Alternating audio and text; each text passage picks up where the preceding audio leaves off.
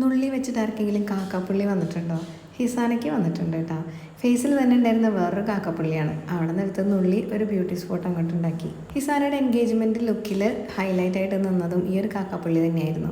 Air brush makeup ആയിരുന്നു ചെയ്തിട്ടുണ്ടായിരുന്നത്. Off white ഗൗണും മെറൂൺ കളർ ജ്വല്ലറിയും ഫ്ലവർ സെറ്റിങ്ങും. ഈ സെയിം കളർ കോംബോ ഇതിന് മുന്നും ഞങ്ങൾ ചെയ്തിട്ടുണ്ട്. ഇപ്പോഴും ഒരുപാട് പേർക്ക് ഇഷ്ടമുള്ള ഒരു കളർ കോംബോ ആണിത്. മുടിയിൽ വയ്ക്കാൻ വേണ്ടി വാങ്ങിയ റോസ് പൂവാണ്. ബാക്കി വന്നപ്പോൾ ഒരു കുഞ്ഞി ബൊക്കെ അങ്ങോട്ട് സെറ്റ് ചെയ്തു. ഹിസാനയുടെ കുറേ ഫ്രണ്ട്സിനും അതേപോലെ ഫാമിലിയിലും ഞങ്ങൾ ഇതിന് മുന്നേ വർക്ക് ചെയ്തിട്ടുണ്ടായിരുന്നു. ആ വർക്കൊക്കെ കണ്ട് ഇഷ്ടമായിട്ടാണ് ഹിസാന ഇപ്പോൾ ഞങ്ങളെ വിളിച്ചിട്ടുള്ളത്. എന്തായാലും ആൾ ആഗ്രഹിച്ച പോലെ തന്നെ ഒരു ലുക്ക് ഞങ്ങൾക്ക് ക്രിയേറ്റ് ചെയ്ത് കൊടുക്കാൻ പറ്റി. പല ബ്രൈഡ്സും ചോദിക്കാറുണ്ട് ഗൗണ് വാങ്ങണോ ലെഹങ്ക വാങ്ങണോ. എന്ത് വാങ്ങണം എന്നുള്ളതല്ല, അവരവരുടെ ബോഡി ടൈപ്പിന് പറ്റുന്ന ഔട്ട്ഫിറ്റ് ചൂസ് ചെയ്യാന്നുള്ളതാണ് വേണ്ടത്. ഒരുപാട് മെലിഞ്ഞിരിക്കുന്ന ഒരു ബ്രൈഡാണെങ്കിൽ ഗൗൺ അത്രയ്ക്ക് ഭംഗി വരണമെന്നില്ല.